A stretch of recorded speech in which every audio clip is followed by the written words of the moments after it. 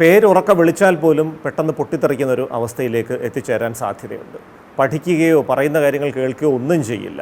ചിലപ്പോൾ ഒരു കാരണവുമില്ലാതെ പൊട്ടിക്കരയുന്നതായിട്ട് കാണാം. എന്തിനാണ് ഇതൊക്കെ ചെയ്യുന്നതെന്ന് ചോദിച്ചു കഴിഞ്ഞാൽ അവൾക്ക് പ്രത്യേകിച്ച് മറുപടിയൊന്നുമില്ല. ഈ ആർത്തവം സംഭവിക്കുന്നതിന് തൊട്ട് മുൻപുള്ള ഒരാഴ്ചക്കാലമാണ് മിക്കവാറും ഈ ലക്ഷണങ്ങളൊക്കെ കാണപ്പെടുന്നത്. കൃത്യമായ ഉറക്കം ഉറപ്പുവരുത്തുക എന്നുള്ളതാണ്. നിദ്രാ ശുചിത്വ വ്യായാമങ്ങൾ എന്ന് പറഞ്ഞ ചില വ്യായാമങ്ങളുണ്ട്. നല്ല ഉറക്കം കിട്ടാൻ വേണ്ടി നമ്മൾ ശീലിക്കേണ്ട ചില കാര്യങ്ങളാണ്.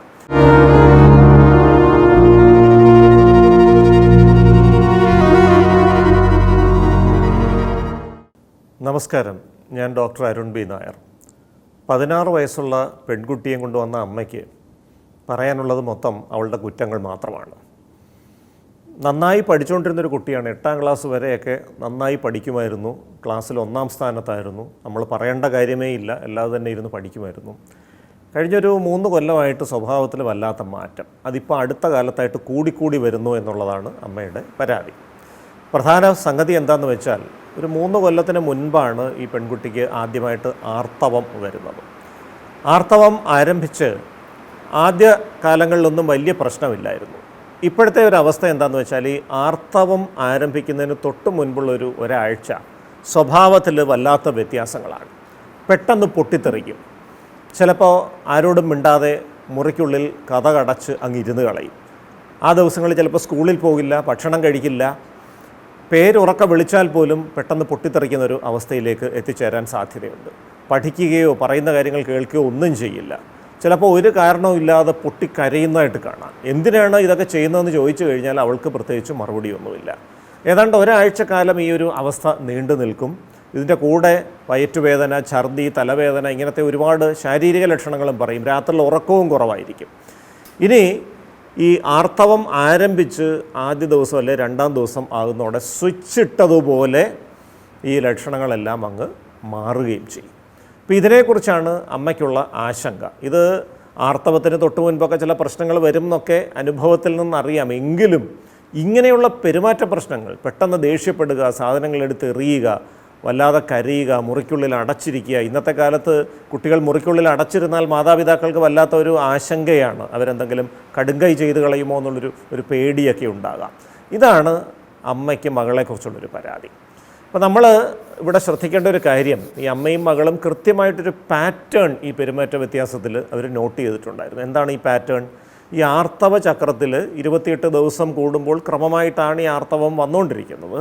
ഈ ആർത്തവം സംഭവിക്കുന്നതിന് തൊട്ട് മുൻപുള്ള ഒരാഴ്ചക്കാലമാണ് മിക്കവാറും ഈ ലക്ഷണങ്ങളൊക്കെ കാണപ്പെടുന്നത്. ഈ ഒരു അവസ്ഥയ്ക്ക് പ്രീ മെൻസ്ട്രുവൽ ഡിസ്ഫോറിക് ഡിസോർഡർ അല്ലെങ്കിൽ ആർത്തവപൂർവ്വ വിഷാദ ലക്ഷണങ്ങൾ എന്നാണ് പറയുന്നത്.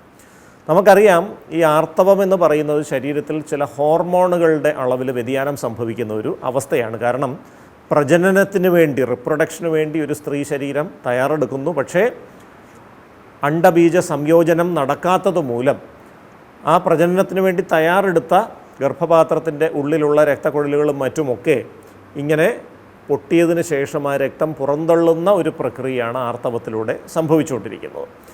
ആർത്തവത്തിന് തൊട്ട് മുൻപുള്ള ഒരാഴ്ച മിക്കവാറും സ്ത്രീകൾക്കൊക്കെ ചെറിയ തോതിലുള്ള ബുദ്ധിമുട്ടുകളെങ്കിലും ഉണ്ടാകും. അത് പ്രധാനമായും ശാരീരികമായ ബുദ്ധിമുട്ടുകളായിരിക്കും.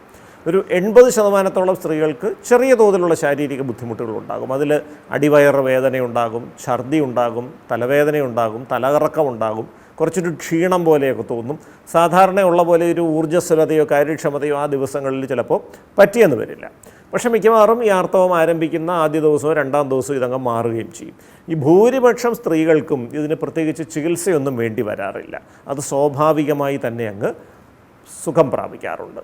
ഒരു 30% സ്ത്രീകൾക്ക് ഈ ശാരീരിക ലക്ഷണങ്ങൾ കുറച്ച് തീവ്രത പ്രാപിക്കും. ആവർത്തിച്ച് ഛർദി വരിക, വല്ലാത്ത വയറ്റുവേദന, തലചുറ്റൽ, തലവേദന, ഇത്തരം ലക്ഷണങ്ങൾ വളരെ തീവ്രമായി വരും. അപ്പോൾ ഒരു ഡോക്ടറെ ഒന്ന് പോയി കണ്ട് ചില ചികിത്സകൾ ചെയ്യേണ്ടതായിട്ട് വരും. പക്ഷേ ചെറിയ ചില ചികിത്സകൾ ചെയ്യുമ്പോൾ തന്നെ ഈ ലക്ഷണങ്ങളൊക്കെ നിയന്ത്രണ വിധേയമാവുകയും ചെയ്യും. മിക്കവാറും ആർത്തവം കഴിയുന്നതോടുകൂടി ഇതങ്ങ് മാറുകയും ചെയ്യും. ഒരു 8% സ്ത്രീകളിൽ ഈ ലക്ഷണങ്ങൾ ചില മാനസികാരോഗ്യ പ്രശ്നങ്ങളുടെ ലക്ഷണങ്ങളുടെ രൂപത്തിൽ പ്രകടമാകാറുണ്ട്. അവിടെ മിക്കവാറും ഉറക്കക്കുറവാണ് ഒന്നാമത്തെ ലക്ഷണം. അതിൻ്റെ ഒപ്പം പെട്ടെന്നുള്ള വൈകാരിക അസന്തുലിതാവസ്ഥ, നമ്മൾ മൂഡ് സ്വിങ്സ് എന്നൊക്കെ പറയുന്ന അവസ്ഥ. പെട്ടെന്ന് ദേഷ്യം വരും, അത് ചെറിയ പ്രകോപനത്തിലായിരിക്കും ദേഷ്യം വരുന്നത്. ദേഷ്യം വരുമ്പോൾ ചിലപ്പോൾ സാധനങ്ങൾ എടുത്ത് എറിഞ്ഞെന്നിരിക്കും, ചീത്ത വാക്കുകൾ പ്രയോഗിച്ചെന്നിരിക്കും. ഇങ്ങനെയുള്ള വൈകാരിക അസ്ഥിരതകളിലേക്ക് അവർ പോകാൻ സാധ്യതയുണ്ട്. ചിലപ്പോൾ പെട്ടെന്ന് കരയും. എന്തിനാ കരയുന്നതെന്ന് ചോദിച്ചാൽ അറിയില്ല, കരയേണ്ട സാഹചര്യമൊന്നും ഇല്ല, പക്ഷേ കരച്ചിൽ വരികയാണ്. നെഞ്ചിടിപ്പ് കൂടുന്നൊരവസ്ഥ വരും. അതുപോലെ വല്ലാത്ത വെപ്രാളം വയറ്റിൽ, ഒരു സ്ഥലത്ത് ഇരുന്നാൽ ഇരിപ്പുറയ്ക്കാത്ത അവസ്ഥ, ആൾക്കാരെ അഭിമുഖീകരിക്കാൻ ബുദ്ധിമുട്ട്, ശബ്ദം കേൾക്കുമ്പോൾ അസഹിഷ്ണുത, നോയിസ് ഇൻടോളറൻസ് എന്ന് പറയും. ആരെങ്കിലും പേരുറക്കെ വിളിച്ചാൽ പോലും പെട്ടെന്ന് തലവേദന, തല പെരുക്കുന്ന പോലെ തോന്നുന്നതായിട്ട് പറയും. TV ഉറക്കെ വെച്ച് കഴിഞ്ഞാൽ അതിൻ്റെ ശബ്ദം ബുദ്ധിമുട്ടാവും. കതകു വലിച്ചടയ്ക്കുന്ന ശബ്ദം കേട്ടാൽ പോലും വല്ലാത്തൊരു അസഹിഷ്ണുത തോന്നും. പലപ്പോഴും ഈ ഒരാഴ്ച വീട്ടിൽ തന്നെ ഇരിക്കാൻ, ആരോടും ഇടപെടാതെ ഇരിക്കാൻ, സ്കൂളിലോ കോളേജിലോ ഒക്കെ പോകാതിരിക്കാൻ, അതായിരിക്കും ഈ ഒരു കുട്ടികൾ ശ്രമിക്കുന്നത്. അപ്പോൾ സാധാരണഗതിയിൽ നേരത്തെ സൂചിപ്പിച്ച പോലെ ആർത്തവം ആരംഭിച്ച ആദ്യത്തെയോ രണ്ടാമത്തെയോ ദിവസം തന്നെ ഈ ലക്ഷണങ്ങൾ പൂർണ്ണമായിട്ടും മാറുകയും ചെയ്യും. അപ്പോൾ ഈ ആർത്തവപൂർവ്വ വിഷാദം അത് നിയന്ത്രിക്കാൻ ചില ജീവിതശൈലി ക്രമീകരണങ്ങളുണ്ട്. ഒന്ന്, കൃത്യമായ ഉറക്കം ഉറപ്പുവരുത്തുക എന്നുള്ളതാണ്. നിദ്രാ ശുചിത്വ വ്യായാമങ്ങൾ എന്ന് പറഞ്ഞ ചില വ്യായാമങ്ങളുണ്ട്. നല്ല ഉറക്കം കിട്ടാൻ വേണ്ടി നമ്മൾ ശീലിക്കേണ്ട ചില കാര്യങ്ങളാണ്. ഇതിനോടൊപ്പം ചില റിലാക്സേഷൻ വ്യായാമങ്ങൾ, ദീർഘശ്വസന വ്യായാമം പോലെയുള്ള റിലാക്സേഷൻ വ്യായാമങ്ങൾ ശീലമാക്കുക.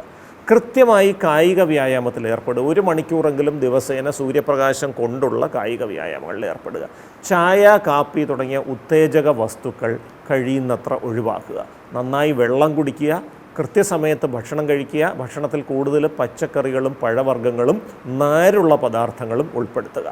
ഇതൊക്കെ ചെയ്തതിന് ശേഷവും പിന്നെയും ഈ വിഷാദ ലക്ഷണങ്ങൾ വലിയ പ്രശ്നം ഉണ്ടാക്കുന്നുവെങ്കിൽ ഒരു മാനസികാരോഗ്യ വിദഗ്ധനെ നേരിട്ട് കണ്ട് ചികിത്സയെടുക്കുക.